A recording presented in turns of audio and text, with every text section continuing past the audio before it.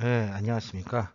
오늘은 통합사회 원C 원격 수업으로서 영상 강의를 하도록 하겠습니다. 아마 통합사회 수업으로서는 제가 하는 수업으로서는 처음으로 영상 녹화를 하는 것 같네요. 이제 한번 앞으로는 이 원격 수업을 좀 본격적으로 영상을 통해서 제작한 영상을 통해서 수업을 진행하도록 하겠습니다. 자, 오늘 할 내용들을 좀 살펴보겠습니다. 영역 3입니다. 사회변화와 공존. 자, 지난번에 제가 했던 영역은 영역 1에서 1단원 인간사회 환경과 행복을 했다면 이번엔 영역 3에서 수업을 진행하도록 하겠습니다. 영역 3에서 7단원 문화와 다양성이고요. 그 중에서 다양한 문화권의 특징 오늘 배워보도록 하겠습니다.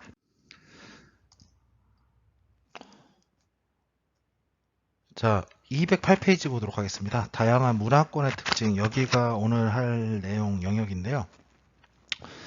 일단은 교과서 좀 볼까요? 자, 몽골어에선 말의 털빛을 가리키는 표현만 240여 가지가 있다. 술록을 키우며 사는 솔론족 언어에는 술록을 암수, 털의 색과 무늬, 나이 등에서 매우 정교하게 분류하며 그 명칭이 30개가 넘는다. 이런 얘기 나오는데요. 이런 것들이 나오는 것들은 그 삶에서 무엇이 중시되는가를 느낄 수 있는 것 같습니다. 아무래도 몽골 사람들은 말과 함께하는 삶을 평생 하다 보니까 그 말에 대해서 굉장히 더 세분화되고 또 깊이 있게 이야기를 하는 것이고, 솔론족 같은 경우에는 술록을 키우면서 하기 때문에 이 술록에 대해서 더 세분화하는 거죠. 우리나라로 예를 들면 뭐가 있을까요? 우리나라 같은 경우에는 예를 들면 우리나라는 색깔을 분류할 때 굉장히 세분화되게 분류하는 경향이 있죠. 예를 들면 노랗다, 노르스마다. 노랗다는 표현만 해도 노랗다, 노르스름하다, 놀이끼리하다 되게 다양하게 하고, 빨갛다, 불구스름하다, 뻘겋다, 불구스름하다, 뭐 이런 식으로 되게 다양하게 분류하지 않습니까? 그냥 영어로 치면 옐로우고 레드인데, 아마도 이것은 우리나라가 이 사계절을 뚜렷한 사계절을 가지고 있다 보니까 보이는 풍경이 굉장히 다양했을 것 같아요. 그러다 보니까 세계에 있어서도 좀 다양한 색깔을 자연환경에서 봤던 것 같습니다. 그리고 우리 언어가 가지고 있는 특성도 있고요. 그리고 우리나라에서 또 세부적으로 분류하는 건 뭐가 있을까요? 소고기 같은 경우도 그렇죠. 우리나라 같은 경우에는 소고기나 돼지고기 같은 경우도 다른 나라에 비해서 부위 분류가 굉장히 어, 되게 세부적으로 되어 있죠. 그것은 아마도 우리나라가 소고기나 돼지고기를 많이 먹어서라기보다는요, 먹을 기회가 많이 없기 때문에 그거를 정말 안 먹는 부위 없이 많이 먹지 않습니까? 다른 나라에서 안 먹는 부위들 많이 먹어요. 소 같은 경우에는 내장도 먹고, 소 혓바닥, 소 꼬리, 소 다리, 소 머리까지도 다 먹죠. 그러다 보니까 그 분류도 굉장히 세부적입니다. 다른 데서는 내장이나 이런 거는 안 먹는 편인데 우리나라에서 그런 것도 먹다 보니까 그런 걸 되게 세부적으로 하는데, 왜 이렇게 우리나라는 소나 돼지를 많이 그냥 부위별로 심화해서 먹었던 걸까요? 하면은 아마도 우리나라 같은 경우는 육식을 많이 못하다 보니까 그 소나 돼지를 한번 먹으면은 그거를 정말 남김없이 열심히 먹었던 것 같습니다. 뭐 이건 잡설이고요. 문화권에 대해서 한번 내용을 한번 살펴보도록 하겠습니다.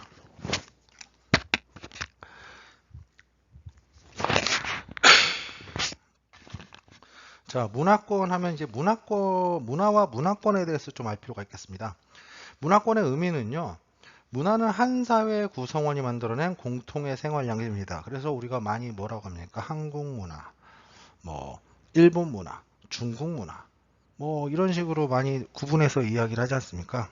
왜냐면은 한국 사람은 한국 사람대로의 삶의 양식이 있고, 중국 사람은 중국 사람대로, 일본 사람은 일본 사람들의 공통의 생활 양식이 있기 마련입니다. 예를 들면 뭐 중국어, 일본어, 한국어 다 다르고, 옷도 다르고, 그리고 뭐 삶의 방식이나 사고 방식도 많이 달라요.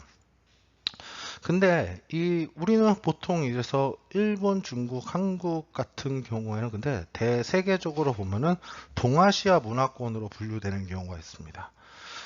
물론 세부적으로 보면 많이 달라요. 하지만 그들 사이에는 또 어떤 공통점이 있습니다. 예를 들면 어떤 게 있을까요? 일단 한자 문화권이죠. 우리는 한자를 안 쓴다고 생각을 하고 있지만 우리가 알고 있는 많은 단어나 기타 등등은 어떻습니까? 한자에서 유래되어 있고요. 여러분 이름부터도 한자로 되어 있을 테니까요. 그리고 또 뭐도 있을까요? 종교도 그렇죠. 우리 종교나 사상의 근저에 깔린 거를 보면은 물론 우리나라에서도 뭐 개신교도 있고 그렇지만 수천 년 동안 불교, 유교, 도교의 영향을 받으면서 우리가 또 살아왔고요. 또 정치 체제나 제도에 있어서도 우리가 비슷한 면을 가지고 살아왔기 때문에 보통 우리는 그래서 중국, 한국, 일본 뭐 그리고 좀 더 멀리 나가면 한 베트남 정도까지는 동아시아 문화권 혹은 한자 문화권으로 묶이는 경우가 있습니다. 그래서 자 그런데요. 이런 문화권 같은 경우는요. 근데 인근에서 붙어 있다고 해서 무조건 다 똑같지는 않아요. 예를 들어서 중국과 인도 같은 경우에도 국경을 접하고 있는데 중국과 인도의 오늘 같은 문화권에 묵지 않습니다. 오히려 서로 다른 지역에 문화적 영향을 주면서 개별적 문화권으로서 그러죠. 왜 그럴까요? 문화권은 보통 어, 이 높은 산맥이나 아니면은 어, 높은 산맥이나 아니면 하천, 사막 등 자연적인 장벽에 의해서 구분되는 경우가 상당히 많아요. 아무래도 중국과 인도만 놓고 보더라도 국경을 접하고 있다고는 하지만 사실 그 사이에는 티베트고원이라든지 히말라야 산맥과 같은 옛날 사람으로서는 건너가기 힘든 상당한 자연적 장벽이 있습니다. 그러다 보니까 서로 다른 특성을 가지고 문화가 발전하게 된 거라고 할 수 있죠. 자, 그리고요, 문화권은요, 기후, 지형 등 자연환경과 산업, 종교 등과 같은 인문환경 영향을 받는데 오늘 배우는 수업에서는 아무래도 이 자연환경을 중심으로 살펴볼 것 같습니다. 자, 그럼 계속 보겠습니다. 그러면 208페이지입니다, 아직. 거기서 자연환경 일단 보겠습니다. 자연환경과 문화권에 대해서 얘기를 하면요. 기후에 따라서 의복의 형태가 차이가 납니다. 추운 곳에서는 뭐 털옷을 입고 더운 곳에는 통풍이 잘 되는 얇은 옷을 입는 것이 보통이죠. 예를 들면은 이런 것도 있어요. 그 지역에서 어떠한 그 섬유가 생산되느냐에 따라서 그 의복 환경이 다른 경우가 있습니다. 예를 들면은 동아시아권에서 대표적인 의류하면 뭐가 있을까요? 비단이 있겠죠. 반면에 유럽권이나 서아시아권에서 대표적인 유럽 그 직물은 뭐가 있을까요? 많이 얘기하는 게 이제 모직물이죠. 양털. 그렇죠? 근데 이 둘을 놓고 보면은 그 동아시아권에서 이런 양을 가지고 키워서 그걸로 옷을 해 입는 문화가 잘 발달하지 않았던 이유는 아무래도 우리나라만 놓고 보더라도 양을 기르기에는 적합한 환경이 많이 아닙니다. 왜냐면 목초지도 많지 않고요.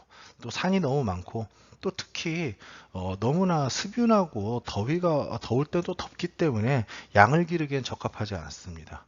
반면에 저쪽 그 유럽 쪽에서는 뽕나무를 기르기에 적합한 환경이 아니라서 또 비단 산업이 발달하기 좀 어려운 면도 있었죠. 이런 식으로 서로 다른 의복 환경을 갖게 됩니다. 그 음식 또한 차이가 많아요. 음식 또한 차이가 많은데 예를 들면은 이 쌀과 밀이 자라는 대부분 쌀과 밀을 먹죠. 쌀과 밀을 많이 먹는데 어느 지역은 쌀이 중심이고 어느 지역은 밀이 중심인 경우가 있습니다. 동아시아권은 대부분 뭐예요? 쌀 문화권이기도 하죠. 아시아권에서 쌀을 많이 먹습니다. 이 쌀의 특징이 뭐냐면요. 이거는 여담이지만 혹시 쌀 문화권, 쌀을 먹는 지역의 공통적으로 나타나는 특징 혹은 다른 밀을 먹는 지역과 다른 점이 뭘 것 같아요? 뭐 기후적인 측면을 제외하고 놓고 보면요. 일단은 인구가 많습니다. 그래서 쌀 같은 경우에 이제 장점이라고 볼 수 있는 건데, 쌀이 단위 명적당 부양 인구가 가장 높은 작물입니다. 그래서 쌀 문화권의 공통되는 특징은 다른 지역에 비해서 인구가 많아요. 근데 이 쌀이란 게 생각보다 키우기가 까다로운 작물입니다. 왜 그러냐면은 일단은 기온도 어느 정도 돼야 하고요. 그리고 특히 강수량이 일조량과 강수량이 되게 많아야 돼요. 그래서 강수량이 어느 정도 되지 않으면요 쌀을 키울 수가 없습니다. 근데 우리나라는 이렇게 아슬아슬하게 쌀을 키울 수 있는 지역에 속하거든요. 우리나라가 강수량은 충분해요. 그래서 쌀을 키우기는 괜찮은데 대신에 이제 쌀을 키우는 지역 같은 경우에는 기후에 따라서는 좀 더 이제 따뜻한 지역 같은 경우 1년에 2번 쌀 농사를 지을 수 있는데 심한 경우에 3번도 지어요. 근데 우리나라 같은 경우에 1년에 한 번밖에 쌀을 못 지었죠. 그래서 우리나라 같은 경우에는 이제 쌀만으로 충분한 식량을 할 수가 없기 때문에 우리나라에서는 보통 이제 잡곡을 많이 길렀는데 이 잡곡을 먹었다고요. 조라던가 아니면은 보리 같은 거. 그렇기 때문에 우리나라가 이제 일본이나 중국과 다른 점, 식생활에서 다른 점 중에 하나가 식기를 놓고 보자고요. 우리나라 일본하고 중국하고 어느 점이 좀 다릅니까? 우리나라 식기 배치를 딱 보면은. 잘 생각 안 할 수도 있는데 우리나라 같은 경우는 숟가락을 씁니다. 밥을 퍼먹는데 숟가락을 쓰거든요. 밥을 퍼는데 숟가락을 쓰고요. 또 국도 있고요. 가장 큰 이유는요, 우리나라가 아무래도 중국이나 일본에 비해서 쌀 생산량이 부족했기 때문에 그 나머지를 잡곡으로 해야 했거든요. 그래서 잡곡밥을 많이 먹었는데 이 잡곡이라는 게 아무래도 쌀에 비해서는 잘 넘어가지 않습니다. 그러다 보니까 그리고 또 쌀에 비해서 찰기도 부족하기 때문에 젓가락으로 뜨기도 좀 어려운 면이 있어요. 그래서 숟가락으로 떠서 먹고 잘 안 넘어가니까 짠 국물을 해서 넘기는 그런 방식의 식사를 했던 거죠. 그리고 그 밥을 넘기기 위한 또 부가적인 또 사이드 메뉴로서 반찬들이 있는 건데 우리나라의 반찬이란 게 대부분 좀 어떤 스타일이 있습니까? 좀 짠 음식들이 놓여 있는 겁니다. 우리나라 같은 게 또 특징적인 게 있는데 우리나라는 이 밀 같은 경우에는 우리나라의 기후에 자라기에 좀 적합하지 않은 편이었습니다. 그래서 지금이야 이제 밀가루가 엄청 흔하지만요. 사실 해방 이전까지는 그렇게 밀가루가 흔한 그 식품이 아니었어요. 그러다 보니까 우리나라 같은 경우에는 그 밀이 귀했습니다. 그러다 보니까 이 국수도요. 우리나라에서 뭐라고 합니까? 우리가 많이 아는 국수, 잔치국수죠. 그래서 국수라는 것, 밀로 만든 국수라는 것도 아주 귀한 일이 있거나 잔치가 있을 때 이런 거를 섭취하는, 대접하는 그런 음식으로서 자리 잡았습니다. 그래서 우리나라 같은 경우는 사실 전통적으로는 밀로 만든 국수보다는요, 민간에서 많이 먹었던 국수가 이제 메밀로 만든 국수입니다. 그래서 냉면이라던가 막국수 같은 것도 메밀로 만들었던 거죠. 그런데 이제 해방이 되고 6.25 전쟁 겪으면서 이제 미국의 구호물품으로 우리나라에 이 밀가루가 엄청 들어오게 되거든요. 그러면서 우리의 식생활도 점점 변하기 시작한 겁니다.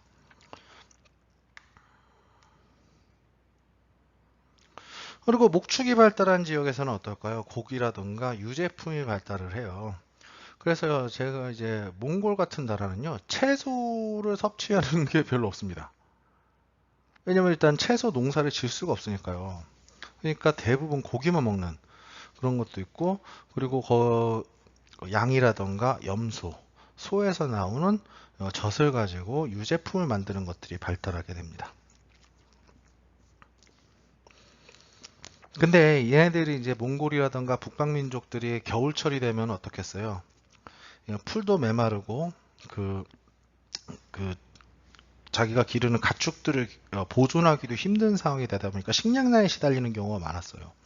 그러다 보니까 가을에서 겨울철을 넘어가면서 그런 식량을 만들어야 하잖아요. 그러다 보니까 남쪽에 있는 농경민족들을 공격해서 약탈하는 일이 많이 벌어졌던 것도 이런 겁니다. 어쨌든 목축이 발달한 지역에서는 고기와 유제품이 발달을 합니다. 그래서 대부분 많이 나타나는 게 뭐 치즈 같은 거, 그런 형태, 치즈와 유사한 형태의 유제품들이요, 그 목축을 했던 지역에서 많이 남아 있어요.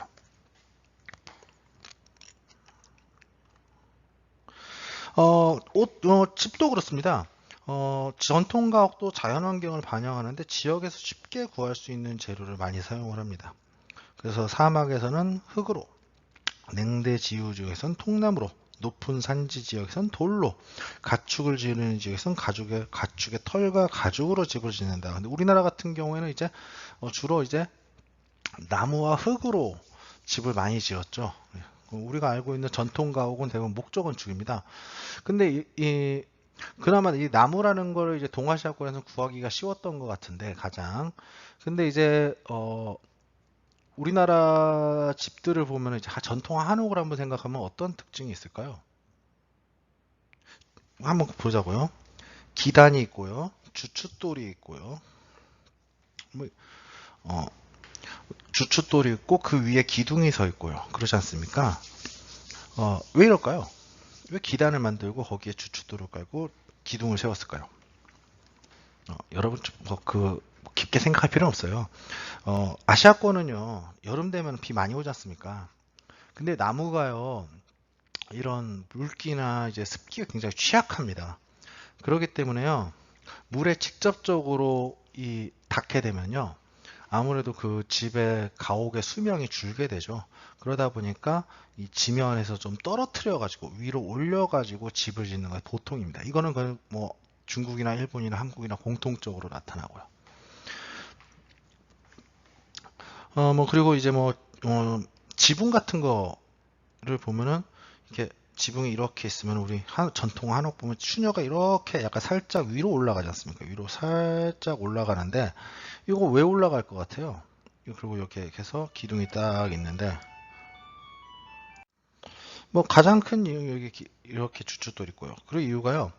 어, 어, 이 지붕이 이렇게 가려져 있으면요. 이게 아무래도 비가 들이치지 않습니까?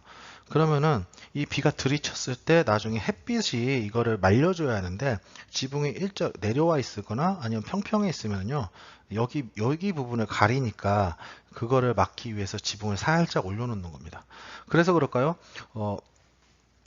위도가 낮은 지역들, 그러니까 남쪽으로 갈수록요, 예를 들면 동남아 지역이나 이런 데 갈수록 지붕의 추녀가 더 위로 올라갑니다. 그래서 왜냐면 태양이 좀 더 위에 있기 때문에 이런 것들을 막기 위해서 그런 것들이 있죠. 어쨌든 이 가옥 같은 것도 전통의 환경을 반영하고 있다. 이렇게 얘기할 수 있겠습니다.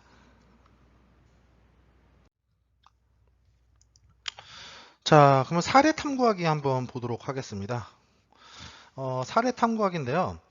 자연환경의 영향을 받아 어떤 문화권이 형성되었을까 이렇게 얘기를 하는데 먼저 자료 1번을 좀 살펴볼까요? 중국의 자연환경에 따른 주식 문화권 이렇게 나와 있는데요. 자, 가나 다가 있죠? 교과서에도 있을 겁니다. 자, 보시면은 다 지역은 밀을 주로 먹고요. 가 지역은 고기나 유제품을 먹고요. 나 지역은 쌀을 먹습니다. 이제 다 지역 같은 경우에는 중국의 이제 화북 지방과 이 만주 지역 이런 지역인데 이런 지역은 왜 밀을 좀 더 많이 하느냐 한다면은 쌀을 기르는 거에 적합하지 않기 때문일 겁니다. 쌀을 기르는 것보다 밀을 기르는 게 낫다는 거죠. 아무래도 쌀을 기르기 위해서는 특징적인 게 뭘까요? 일단 강수량이 받쳐줘야 하는데 강수량이 받쳐주지 않기 때문일 겁니다. 그러다 보니까 주로 밀을 기르는 모습을 보이고요. 나 지역 같은 경우에는 강수량이라던가 기온에서 그런 것들이 가능하기 때문에 주로 쌀을 기르는 모습들을 보겠죠. 그리고 가 지역 같은 경우는 여기가 어디일 것 같아요? 중국에서 이제 티베트 지역 같은 지역인데 여기가 고산지대예요, 주로. 고산지대고 이러다 보니까 농경에는 적합하지 않습니다. 그러다 보니까 이 지역에서는 주로 이제 목축을 많이 하게 되고요. 그러다 보니까 고기나 유제품들이 주로 주식으로 이어지는 그런 모습들을 보이고 있습니다. 자, 그러면은 이제 차로 2번 보겠습니다. 전통 가옥의 재료로 구분한 문화권 이러는데요. A와 D로 구분을 하고 있습니다. A와 D로 한다면은 A부터 D까지는 이제 어떤 이제 재료를 사용하고 있을까요? 어떤 재료일까요? 한번 생각을 해볼까요?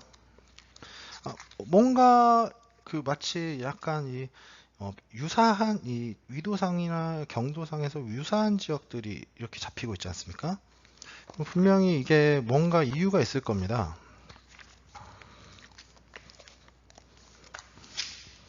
자, 그러면 한번 볼까요? A 같은 경우에는 어떤 지역입니까? 이쪽 지역이죠. 이런 지역들. 이런 지역들. A 같은 경우에는 이제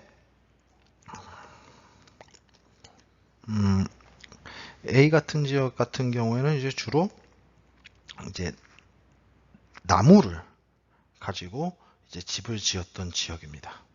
왜 그럴까요? 이쪽 지역은 울창한 숲이 많은 지역입니다. 그러다 보니까 이 숲이 많기 때문에 나무라는 것을 구하기가 굉장히 쉽습니다. 그렇기 때문에 A 지역에서는 주로 나무를 가지고 집을 지었고요. 그 다음에 B 볼까요? B 같은 경우에는 이런 지역들이죠. 이런 지역들입니다. B 지역 같은 경우에는 아무래도 건조하고 고산지대에 있는 경우가 많습니다. 그러다 보니까 돌을 구하기가 쉽죠. 집을 짓기에 돌이 적합한 모습을 보이는 거고요. C 지역 볼까요? C 지역 같은 경우에는 이런 지역이죠. 이런 지역도 우리나라도 그렇고요. 뭘로 집을 지었을까요? 주로 흙을 가지고 집을 지었습니다. 선생님, 우리 나무로 짓지 않아요? 물론이죠. 기둥을 가지고 기둥은 나무로 잡지만요. 벽은 뭘로 만들까요? 벽은 우리가 흙으로 만들지 않습니까? 그래서 우리도 흙으로 집을 짓는 그런 쪽에 속하고요. 그 다음에 D 지역이 있습니다. D 지역. D 지역은요. 이런 지역들, 이런 지역들, 이런 지역들. 여기 같은 경우 중앙아시아의 이제 초원지대인데요. 주로 이 지역은요, 돌을 구하기도 힘들고요. 큰 나무가 없는 경우도 많아요. 그러다 보니까 이 지역 같은 경우에는 주로 이제 유목생활하는 민족들이 많은데 유목생활을 하다 보니까 뭐가 많을까요? 아무래도 가축들을 많이 기른단 말이죠. 그래서 그러한 가축을 이용해서 주로 이동식 가옥들을 짓는 경우가 많습니다. 그래서 이쪽 지역은 가죽이나 천 등을 이용해서 집을 짓는다. 이렇게 얘기할 수 있겠네요. 자, 오늘의 수업은 여기까지입니다. 여기까지가 이번 주의 수업이고요. 다음 시간에는요, 여러분들 이 문화권의 특징에서요, 이제 인문 환경에 대해서 살펴볼 겁니다. 210페이지에서 211페이지에 해당하는 범위가 될 것 같은데요. 이쪽 범위에 대해서 좀 예습을 좀 해보셨으면 좋겠습니다. 수업 듣느라 수고하셨고요. 여러분들 부탁드리는 게 꼭 잊지 말고 가볍다 여기지 마시고요. 통합사회 원격 수업 꼭 수강 부탁드립니다. 열심히 좀 들어주세요. 감사합니다.